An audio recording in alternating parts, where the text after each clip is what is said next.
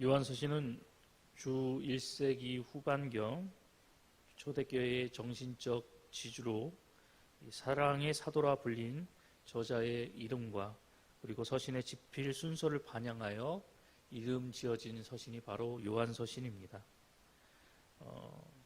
그 서신의 이름이 반영하는 것처럼 저자는 이 사도 요한인데, 이 서신에는 명확히 저자가 누구라고 기록되어져 있지는 않지만 초대교회 각종 전승들 및 그리고 교부들의 서신들을 통해서 요한 서신은 사도 요한이 기록되어졌다는 것을 확증하고 있습니다. 요한 서신은 이 반모섬에 유배되기 전에 에베소에서 목회를 하던 주 90년에서 95년경에 사도 요한에 의해서 기록되어졌다고 보고 있는데요. 이 서신이 1서, 2서, 3서로 나뉘어져 있고, 그리고 각 서신에 따라서 그 서신의 수신자들 역시 다른 모습을 발견하게 됩니다. 먼저 요한 1서는 소아시아 지역의 일반 성도들을 향해서 보내진 서신이고, 요한 2서는 한 지교회와 그 교회의 성도들을 상징하는 익명의 그리스도 부녀와 그 자녀들에 대해서 보내진 서신이며, 마지막으로 3서는 소아시아의 한 지교회의 일꾼이었던 가이오에게 보내진 서신입니다. 내용들을 살펴보면 요한 1서는 성육신하신 그리스도를 향한 믿음과 의와 사랑의 계명을 실천할 것에 대해서 이야기를 하고 있고, 요한 2서의 말씀은 분별하는 신앙에 관련된 내용을 담고 있습니다. 그리고 마지막으로 요한 3서는 선한 종들의 교제와 관련된 권면의 내용을 주로 다루고 있습니다.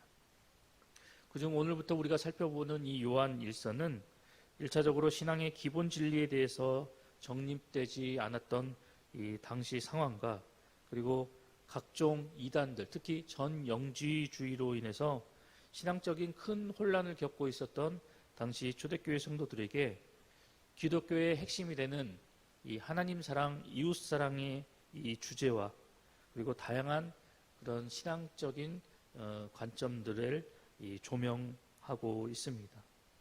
그리고 성도들이 이렇게 당시 자신들의 신앙과 믿음을 흔들고 있었던 각종 이단 사설들을 신앙과 믿음으로 배격하고, 그리고 예수 그리스도의 복음에 근거한 바른 신앙을 정립해 나아갈 수 있도록 기록된 서신이 바로 요한 1서 말씀입니다. 요한 1서는 당시 유행하던 그 서신의 그 형식을 갖추고 있지 않습니다. 당시 보통 서신들은 문안인사, 그리고 본론과 결론의 구성으로 이루어진 그레코 로만 이 서신의 형식을 보통 지니고 있는데, 오늘부터 우리가 살펴보는 이 요한 서신은 그러한 형식을 따르고 있지는 않습니다. 뿐만 아니라 내용면에 있어서도 그 흐름과 그 전개 과정이 뚜렷하지 않기 때문에 이 내용의 흐름에 의해서 그 기록된 서신의 내용들을 의미로 구분할 수밖에 없는 모습을 보게 됩니다. 요한 1서의 1장과 2장은 1서의 이 서론 부분에 해당되는 부분으로서 하나님과의 교제의 관점에서 성도의 신앙과 생활에 대해서 권면을 하고 있습니다.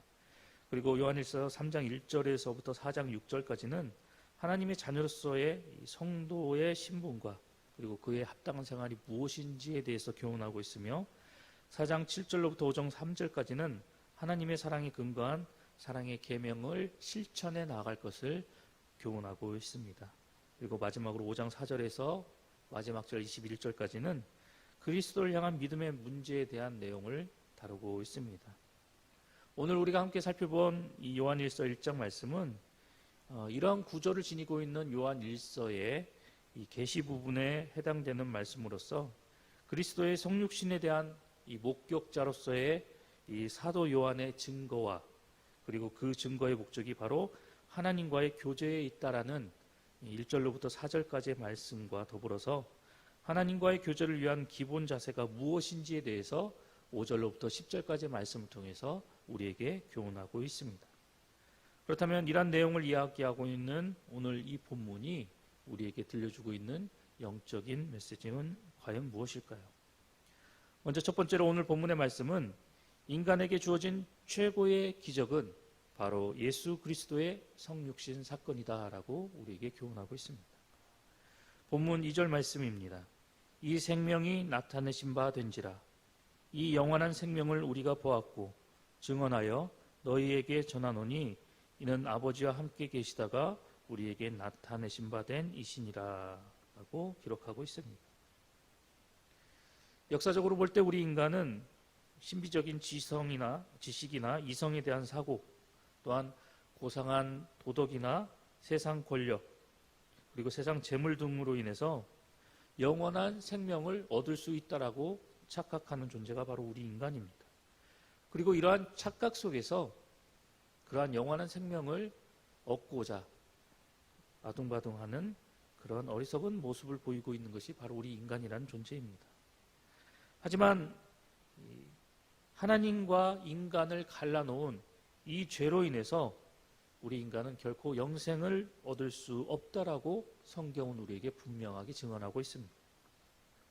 그런데도 어리석은 인간은 스스로의 힘으로 이러한 영생을 얻을 수 있다라고 착각을 하고 살아갑니다. 하지만 생명의 말씀이 오늘 본문에서 이야기하고 있는 것처럼 생명의 말씀이 이 땅에 나타나야지만이, 우리 인간 가운데 그러한 생명이 나타나야지만 우리 인간은 이를 통해서 영원한 생명을 얻을 수 있게 된다라고 성경은 우리에게 분명하게 증언하고 있습니다. 우리가 잘 알고 있는 것처럼 요한 1장 9절의 말씀을 보면 참 빛, 곧 세상에 와서 각 사람에게 비추는 빛이 있었나니라고 증언하고 있는데, 그 빛이 되신 그분이, 말씀이 되신 그분이 육신이 되어서 우리 가운데 거하심으로 말미암아 우리는 이를 통해서 영원한 생명을 얻을 수 있게 되었노라고 사도는 우리에게 증언하고 있습니다. 한마디로 인간의 힘이 아니라 영원한 말씀이신 참 빛 대신 그분이 이 땅에 오셔서 나타남으로 인해서 그 빛이 우리 가운데 비추어지고, 그리고 그 영원한 말씀이 우리 가운데 선포되어짐으로 인해서 우리 인간이 영생을 살아갈 수 있는 은혜를 누리게 되었노라고 확실하게 증언하고 있습니다. 참 빛이 이 땅에 오신 것, 죄의 문제를 해결받고 그리고 참 생명을 갈망하던 모든 인류에게 참 해답을 제시해 주는 그런 사건이었습니다. 그것이 바로 우리가 잘 알고 있는 성육신의 사건입니다. 하나님께서 육체로 이 땅에 오신 사건, 죄로 인해서 어둠만이 가득한 이 세상에 참 빛을 비추신 놀라운 사건이 바로 예수 그리스도의 성육신 사건입니다.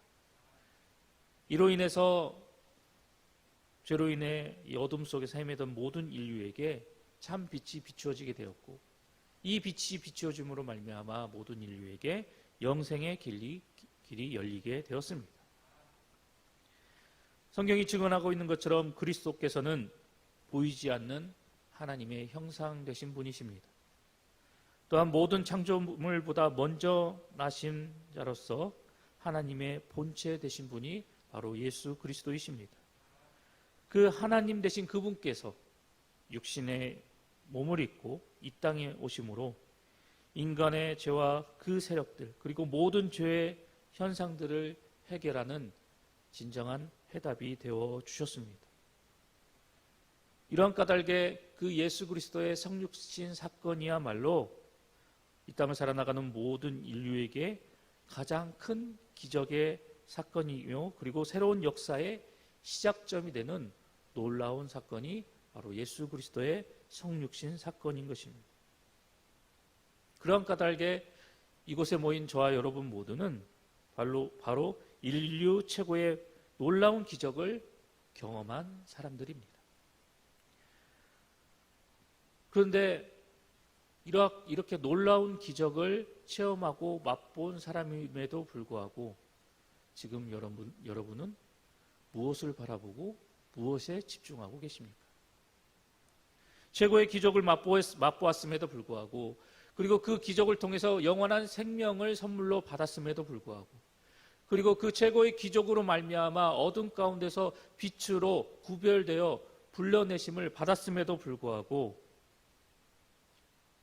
아직까지도 어두운 그 세상을 바라보며, 그 허망한 세상을 바라보며 지극히 작고 헛된 것에 아둥바둥하며 살아가고 계시지는 않으십니까? 오늘 본문이 우리에게 분명하게 이야기하는 이 말씀을 기억하면서 우리는 그 예수 그리스도로 말미암아 이 세상에 가장 극적이고 놀라운 기적의 사건을 체험한 사람임을 다시 한번 분명하게 기억하시기 바랍니다.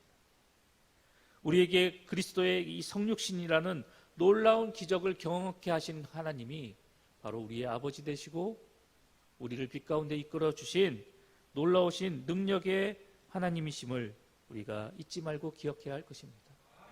그 예수 그리스도를 통해서 우리에게 이런 놀라운 은혜를 베풀어 주신 그 하나님의 사랑을 우리가 날마다 기억하고 날마다 집중하고 그 사랑에 우리가 언제나 그 사랑을 바라보면서 우리가 그 은혜와 사랑에 늘 감사하며 나아가고, 그리고 그 기적을 우리에게 베풀어 주신 그 은혜로 말미암아 우리가 하나님의 자녀가 되고 하나님의 백성이 되었다는 사실을 기억하여서 우리를 그 놀라운 기적과 사랑으로 인해서 하나님의 자녀 삼아주시고 그리고 하나님의 백성으로 변화시킨 놀라운 그 하나님의 은혜에 합당한 삶을 살아나가는 귀한 백성이 될 수 있도록 오늘도 주어진 하루 속에서 빛의 자녀로서의 역할을 잘 감당하는 저희들 모두가 되어야 할 것입니다. 뿐만 아니라 우리에게 이렇게 놀라운 기적과 은혜를 베풀어 주신 그 하나님의 은혜를, 그 사랑을 나만 소유하는 것이 아니라 이 놀라운 기적과 사랑을 알지 못하는 많은 이들에게 이 기적과 사랑을 담대히 증거하며 나아가는 우리 봉상의 모든 성도님들이 되시기를 간절히 소망합니다. 계속해서 오늘 본문의 말씀이 우리에게 들려주는 두 번째 영적인 교훈은 바로 성도는 모두 다 작은 예수다라고 우리에게 교훈하고 있습니다. 본문 6절의 말씀입니다.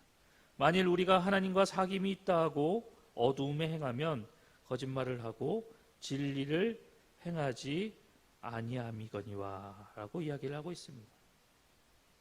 이 6절의 말씀, 이 말씀은 논리적으로 매우 타당한 말씀입니다. 왜 그렇습니까? 그것은 바로 빛은 어두움과 함께할 수 없기 때문입니다. 때문에 빛이신 하나님과 교제하는 사람은 어둠의 길을 갈 수 없습니다. 빛의 성품을 지니신 그 하나님으로 말미암아 그 하나님을 주로 믿고 그 하나님을 섬기며 나아가는 성도들 역시 이 빛의 영향을 받는 존재가 되었고 이 빛의 성품 가운데 함께 살아나가는 존재가 되었기 때문입니다. 우리가 잘 알고 있는 것처럼 이 세상 천지 만물을 빛을 시작으로 모든 것들을 창조하시고 그리고 이 아름다운 천지 만물을 지으신 그 하나님께서 죄로 어두워진 이 세상 속에 다시 한번 빛이 되신 예수 그리스도를 우리 가운데 보내주심으로 말미암아 죄로 인해 어두워진 우리의 타락한 모습을 빛 대신 그 예수 그리스도를 통해서 다시 한번 새롭게 재창조해 주셨습니다. 하지만 이러한 하나님의 은혜와 사랑이 세상 가운데 다시 한번 주어졌음에도 불구하고 여전히 세상은 어둠 가운데 있고 우리는 그 어둠 가운데 여전히 살아가고 있습니다. 하지만 우리가 잊지 말고 기억해야 할 것은 이전에 우리는 어둠 가운데 있었고 그 어둠 속에 거하며 살아감으로 인해서 우리는 이 사망 가운데 놓인 그런 죄악의 자녀였지만 빛 대신 그 예수 그리스도를 통해서 우리는 새롭게 변화되어지고 그리고 그 예수 그리스도를 통해서 이제는 사망에서 생명으로 건짐을 받고 어둠에서 빛을 따라 살아나가는 그런 빛의 자녀가 되었다라는 사실입니다. 그렇기 때문에 우리는 이러한 사실을 기억하여서 우리에게 밝은 빛을 비춰주신 그 예수 그리스도를 기억하고 그리고 빛 대신 그 주님을 따라 세상의 빛이 되는 사명을 감당하는 성도가 되어야만 합니다. 예수 그리스도를 따라 적극적인 신앙과 믿음의 태도를 가지고 우리에게 주어진 빛의 사명을 감당해 나가야만 합니다. 우리가 활동하는 곳마다, 우리가 살아나가는 그 현장마다 우리를 통해서, 빛의 자녀된 우리를 통해서 새로운 창조의 역사가 일어나고, 빛 대신 그 주님을 따라 살아나가는 그 삶을 통해서 우리 주변에 여전히 만연해 있는 세상의 죄악과 그 어두움을 물리쳐 나가는 이러한 역할들을 우리는 온전히 감당해야 한다는 것입니다. 그렇다면 이러한 사명과 역할을 감당케 하는 그런 요소는 과연 무엇입니까? 그것은 바로 힘과 능력입니다.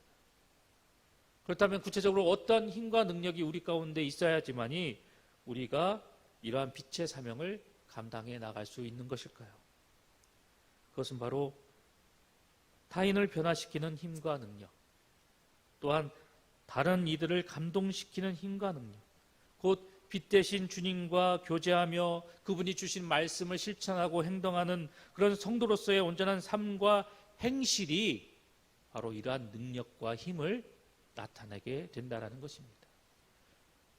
그렇다면 이러한 삶의 모습으로 나아가는 것이 구체적으로 어떠한 모습이냐, 이것에 대해서 성경은 바로 예수 그리스도를 닮아가는 삶, 예수 그리스도를 따라 행하며 나아가는 삶, 즉 작은 예수가 되어서 주어진 삶 가운데 그 역할을 감당하는 삶을 살아나갈 때 우리가 빛 대신 자녀로서의 온전한 역할을 감당할 수 있고, 우리가 처하는 그 삶의 현장에서 이러한 놀라운 힘과 능력을 발휘하는 귀한 하나님의 사람이 될 수 있다는 사실을 다시 한번 우리에게 분명하게 교훈하고 있는 것입니다. 우리가 잘 알고 있는 것처럼 100마디 말보다 확실한 하나의 행동이 더 큰 영향력을 끼칠 수 있다는 말을 우리는 익히 잘 알고 있습니다. 이처럼 어두운 세상 속에서 우리가 빛의 역할을 감당하는 삶을 온전히 살아나가고, 그리고 예수 그리스도께로부터 받은 그 빛을 온전히 세상 가운데 반사시키고 비추며 나아갈 때 우리는 빛의 자녀로서의 역할을 온전히 감당해 나아갈 수 있게 되는 것입니다. 뿐만 아니라 우리에게 주어진 이 빛을 비추는 역할을 감당해 나가기 위해서 예수 그리스도로부터 받은 그 빛을 가리고 방해하는 삶의 요소가 무엇인지를 바르게 분별하고 바르게 판별하여서 그 방해물과 그 장애물들을 확실하게 우리 삶 가운데서 제거하고 그 모든 것들을 우리 삶 가운데서 없앰으로 말미암아 더욱더 세상 가운데 그 예수 그리스도의 확실한 빛을 우리가 온전히 비추며 나아가는 그런 성도의 삶을 살아가야 할 것입니다. 다시 한번 말씀드리지만 우리에게 주어진 이 빛을 비추는 사명, 예수 그리스도를 통해서 우리에게 주어진 어둠을 밝히는 이 빛의 사명은 선택사항이 아니라 필수사항임을 우리는 잊지 말고 기억해야 합니다. 빛의 자녀로서, 세상을 밝히는 작은 빛의 존재로서 우리가 온 힘을 다해서 그러한 사명과 역할을 온전히 감당해 나아갈 때 죄로 어두운 세상은 우리를 통해서 더욱 밝아지게 될 것이고, 그 우리를 통해서 비추어지는 그 밝은 빛을 통해서 하나님을 발견하지 못하고 예수 그리스도를 발견하지 못한 많은 이들이 그분 앞으로 나오는 놀라운 역사가 나타나게 될 것입니다. 내 안에 계시는 성령 하나님의 도우심과 인도하심, 그리고 그분의 역사하심을 힘입어서 오늘 하루도 나에게 주어진 빛의 역할과 사명을 온전히 감당함으로 인해서 많은 이들이 빛 가운데로 거하고 그 빛을 통해서 놀라우신 하나님의 은혜를 체험하며 나아갈 수 있도록 오늘도 빛의 자녀로서의 역할을 온전히 감당하며 나아가는 우리 봉상의 모든 성도님들이 되시기를 간절히 소망합니다.